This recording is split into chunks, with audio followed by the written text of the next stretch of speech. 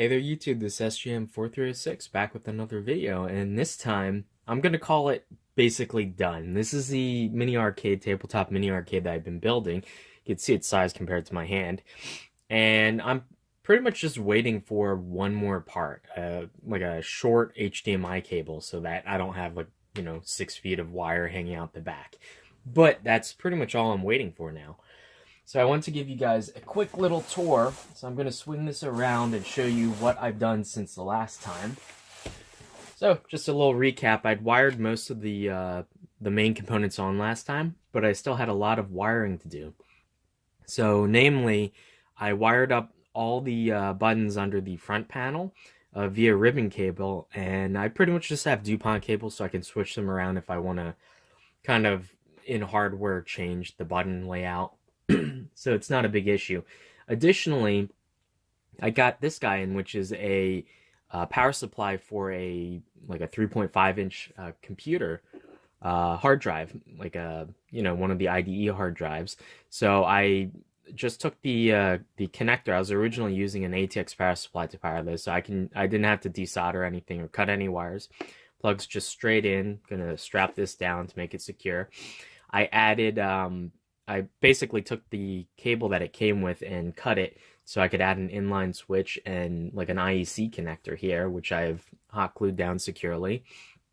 And additionally, I added a relay so it can turn on and off the LCD without having to use a remote. It does it automatically. When it starts up, you'll hear it click, it turns on. When you shut down, it'll click again to turn off. And there's an override switch in case you want to shut off the Pi but use the LCD as a computer monitor, or via composite if you wanted to play like NES, SNES, like a retro game console. You can override the Raspberry Pi signal and then just change the mode on the LCD controller, and it'll play off composite or VGA or whatever you want. So anyway, that's basically all done. This is the much longer than necessary HDMI cable, waiting for the short one, which is just going to go right to here to here. So it's only, I think, like 5 or 6 inches I bought. But yeah, basically, other than that, it's all done. So let me just switch this over again.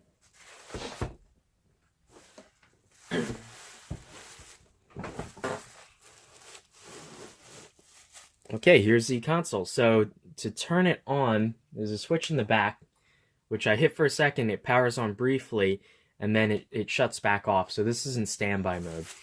And you'll notice that these two lights are always on the bottom. That just tells you that auxiliary power is turned on. Now to actually turn it on, you have to hit the power button right here. And you heard that click.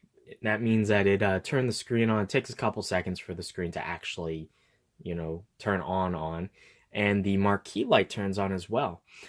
Now it's booting Retropie, and while it's doing that, let me show you an additional feature.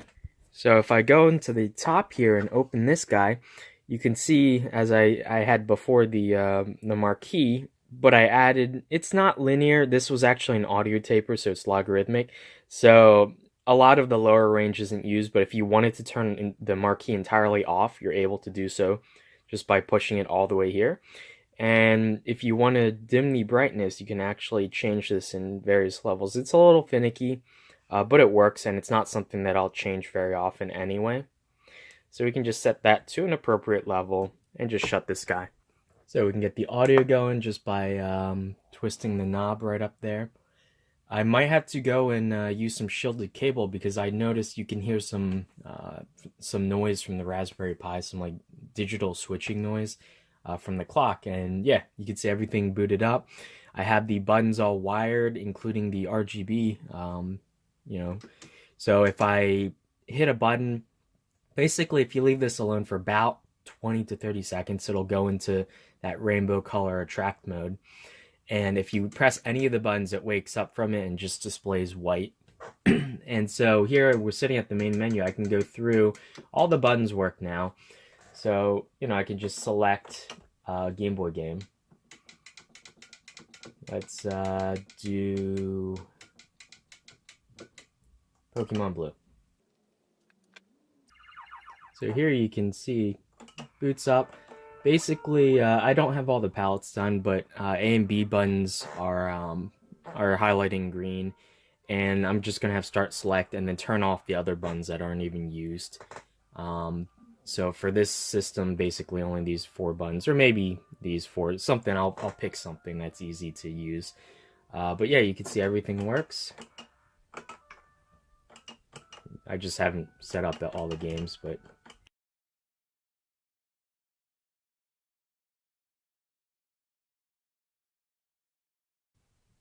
okay, now we're in. You can see all the controls work.